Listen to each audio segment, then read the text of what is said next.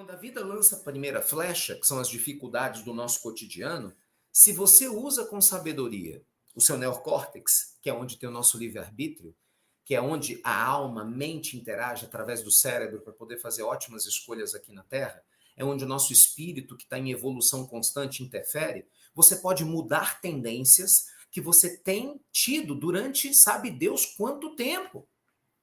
Então, mesmo que você olhe para você e fale, eu não dou conta, você pode mudar isso. Isso é uma realidade neurológica, espiritual, emocional, biológica. Você está entendendo? Mesmo quando você fala assim, eu tenho medo de investir na bolsa. Quantas vezes eu vejo pessoas que podiam estar ganhando dinheiro na bolsa de valores, gente? Eu estava vendo uns depoimentos dos alunos nossos no coach financeiro, a galera fazendo dinheiro. Gente, ó, nós temos um bombeiro do interior do Rio de Janeiro. Imagina, ele é bombeiro.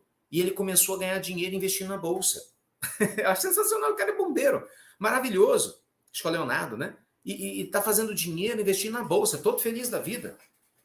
Todo feliz. Nós temos um programador de sistemas no interior de São Paulo que sonhava em ter as 3 liberdades. Achava que era a coisa mais impossível do mundo. Pô, sou programador de sistema, né? Eu moro aqui, ganho pouco. Gravou um depoimento pra gente maravilhoso, mostrando como que ele já consegue viajar, usando as técnicas que a gente ensina, né? Lá no curso, para que ele possa gerenciar. E aí eu fico pensando, pô, mas peraí, o que faz uma pessoa conseguir vencer um padrão de algo que ela achava que era impossível, enquanto um monte de gente fica andando em círculo? Ai, mas eu não dou conta. Ai, mas eu não consigo. Ai, mas a minha vida é complicada. Cuidado. Gente, nós evoluímos biologicamente baseado no sofrimento, porque o corpo se preparou para sofrer, passar frio, passar calor, passar fome, né? Vencer os predadores. O nosso corpo teve que se preparar para tudo isso. Né? Do ponto de vista espiritual, a gente, né, se preparou para ter relacionamentos difíceis, passamos por questões complicadas, de diversos níveis. Então não foi fácil para você chegar até aqui. Mas você consegue entender que prosperar é uma atitude? Você consegue entender que prosperar é uma escolha? Sabe? Não se omita. Você não pode se omitir disso. Não adianta você achar que a prosperidade ela vai vir assim. Não, não vai. Do ponto de vista biológico, não vai. E do ponto de vista espiritual, não vai. Você consegue entender isso? Eu estou falando grego aqui, não sei. Faz sentido o que eu estou falando? Fica à vontade, tá? Se vocês não estiverem entendendo ou não concordarem. Mas vocês entendem? Onde que está o problema aqui? As pessoas têm uma ideia completamente equivocada que quem nasceu para ser próspero é isso, nasceu para ser próspero. Não, gente, as pessoas aprendem a prosperar. É diferente. Você entendeu? Às vezes você nasceu com um problema de saúde, mas você pode aprender a cuidar desse problema de saúde. Sabe, você pode ter tido uma tendência biológica a engordar, mas você mudou no decorrer da sua vida seus hábitos de vida alimentares e você tem hoje um corpo mais saudável do que você tinha. Você pode ter nascido para ser muito magrinho e de repente você mudou tua tendência alimentar e genética com exercício físico, alimentação e você tem um peso acima do que você gostaria. Percebe? Desculpa, do que você tinha. Então você pode mudar o seu processo. Isso faz uma diferença muito grande. A consciência de que a gente pode construir a si mesmo, que a gente pode se reconstruir, redirecionar nosso destino espiritual e financeiro, isso transforma absolutamente tudo na vida. Gente, eu já contei para vocês aqui algumas histórias, mas eu honestamente não me lembro se eu contei essa. Quando eu tinha 16 para 17, já contei? Se eu tiver contado, me perdoem, tá? Porque é tanta história que a gente vai contando, me perdoe. Quando eu tinha 16 para 17 anos, eu morava na cidade de Betim. Para quem não conhece, Betim fica na Grande Belo Horizonte, onde tem a fábrica da Fiat, tem uma refinaria da Petrobras e tal. Uma cidade do ladinho de Contagem. Dá mais ou menos uns 45 minutos, dá nem isso, né? Dependendo do trânsito, até menos, né? Uns 40 minutos de BH. Nessa época, não tinha internet. E eu sempre fui muito curioso, né? Eu sempre tive... o Fábio tirando onda 1000 anos atrás. Olha quem tá falando. Olha quem tá falando. Fábio tirando onda. Olha lá, eu tô com pouco cabelo, Fábio. Você tá careca, ué. Eu tô achando que você tem mais idade que eu, hein? E agora, hein? Ainda tô disfarçando. Minhas penugem. Mas eu tinha 16 anos. E assim, poxa, era uma vida complicada, entendeu? nessa época eu não passava fome, não. Eu tinha passado fome antes, quando era criança. Né? Foi difícil, foi tenso. Né? A vida na minha família foi complicada. Mas nessa época a gente passava fome, mas era vida muito difícil. Dinheiro contado. Ai, nossa, né? Eu queria estudar, meu sonho era passar no vestibular, estava começando a vida, né? Queria namorar, né? Eu não tinha dinheiro, gente, para comprar um sorvete para menina que eu queria chamar para sair. Né? Eu pedi R$ 1 para minha mãe, eu me lembro disso, num domingo, para comprar 2 sorvetes, na época um sorvete com 2 bolas no bairro onde eu morava era 50 centavos. E ela não me deu. Ela falou, meu filho, é o dinheiro do pão da semana. Não, mas aquilo me fez um mal. Falei, cara, o que é que eu estou fazendo na minha vida, né? E aí, enfim, como a única coisa que eu sempre fiz, né, e sabia fazer era estudar, eu falei, eu preciso aprender como fazer dinheiro para ajudar meus pais. Porque até então eu só estudava, né? Eu não trabalhava, meu pai não me deixou trabalhar. Porque ele fala, meu filho, eu quero que você estude para você não ter o mesmo destino que eu tive. Eu vi ele falar isso várias vezes. Meu pai teve muitas dificuldades na vida, mas uma das grandes virtudes que ele teve foi estimular o ensino para mim, para o meu irmão. Isso eu sou extremamente grato a ele, além de me apresentar o caminho espiritual, né? E aí, pô, chegou numa hora que não dava mais, né? Porque, caramba, eu tinha que ter uma vida também. E era complicado, porque não tinha internet. Esquece, existia internet. Nessa época. Hoje é fácil, você põe no Google, blá, blá, blá, blá, blá. Então, o que eu fui fazer? Eu comecei a procurar em bibliotecas públicas, e a primeira foi lá de Betim, livros sobre autoconhecimento, aprendizagem e tal. Achei alguns que me ajudaram a melhorar comportamento, mas não achei nada sobre finanças, nada. Aí um dia eu estava passeando pela livraria, sempre adorei entrar em livrarias, né, mesmo sem ter dinheiro. E eu vi uma coleção de bolso de uma editora que eu nem sei se existe ainda mais, mas chamada Martin Claret. Na época tinha, eram as edições de bolso pequenininhas, assim, custava tipo R$ 5, sabe? Era uma coisa muito baratinha. E tinham trechos de livros. Não tinha o livro completo, eram trechos de livros.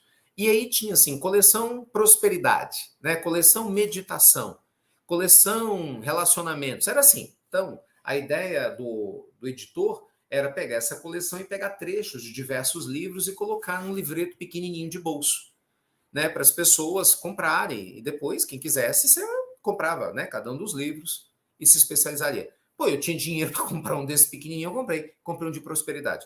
E aí tinha um texto no meio desse livro, do livro O Homem Mais Rico da Babilônia, que é um livro básico, tá? Ele é legal e tal, mas assim, é básico. Até hoje é um clássico, eu recomendo para os alunos lerem, recomendo inclusive para vocês lerem, mas é um livro simples, né? Não tem nada de sofisticado, porque ele fala de conceitos que são básicos. Só que para a maioria das pessoas não é nada básico. Para mim, por exemplo, não era. Né? Por exemplo, o George Clason, né, que era um jornalista americano, quando ele escreveu esse livro, na década de 30 do século passado, o foco dele era mostrar o quê? A importância de você guardar 10% do que você ganha, de você pagar você em primeiro lugar, de você procurar negócios que vão te fazer prosperar, de você não ficar emprestando dinheiro para parente, porque você perde o parente o dinheiro, de você não colocar o dinheiro na mão das pessoas erradas para investir para você. O George Clason fala no livro para você aprender a estudar e começar a investir. Então, assim, são ensinos hoje considerados básicos. Mas vamos contextualizar. Aquela era uma época que isso era ouro.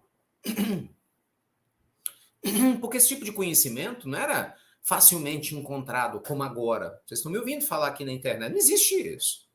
Cara, eu tinha 16 anos. Eu li aquilo. Eu falei, gente, mas eu não tenho nada. Como é que eu vou poupar 10% do nada? De zero?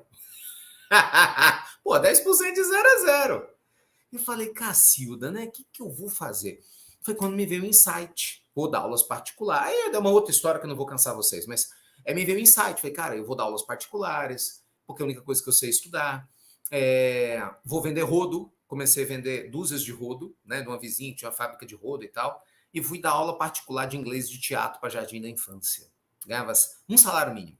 Olha que legal, hein? Pô, me pagava um salário mínimo. Hoje eu fico pensando, seria o equivalente a eu ganhar hoje R$ 1.200, né?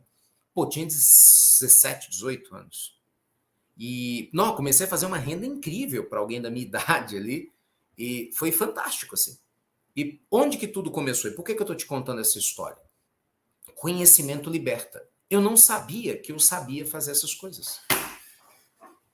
Entendeu? Porque eu sabia o que eu via dos meus pais. Dificuldade financeira por todo lado. Eu sabia o que eu via dos meus vizinhos, problema financeiro por todo lado. Eu sabia do que eu via em outros lugares, na televisão, as pessoas com dificuldade. Eu não sabia que eu era capaz de pensar fora da caixa.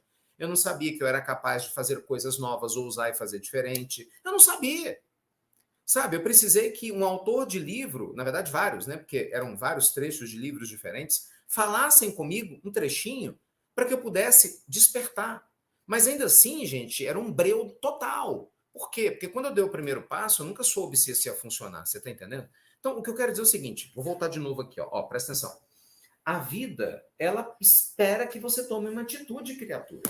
Entendeu? Você não pode se omitir. Com todo o respeito do mundo, o que eu vejo são pessoas que reclamam de frustrações, mas se omitem o tempo todo. Concorda? Eu vejo gente que fala assim, pô, Ricardo, eu sou doido para abrir um negócio. Aí eu te pergunto, ótimo, você já fez um estudo de campo disso? Você já tem um planejamento financeiro? Você já fez algum curso de gestão? Você já se preocupou em, não, é difícil, é complicado. Pô, então você não quer abrir um negócio. Você entendeu? Então você não quebra o negócio. Você só está com lero-lero. Me desculpa. Porque quem quer faz, quem não quer já desculpa. Aí as pessoas falam, Ricardo, eu quero renda passiva. Quem aqui quer renda passiva? Fala para mim. Quantos aqui querem renda passiva? Renda passiva, para quem não sabe, é você não precisar trabalhar, o dinheiro pingar na tua conta, literalmente, né? Frutos de diversas fontes de renda. Aplicações financeiras, participação em negócios, royalties. Você tem várias ordens de renda passiva, né? Quem não quer renda passiva? Tá, mas poucas pessoas têm um plano de ação para conquistar a renda passiva.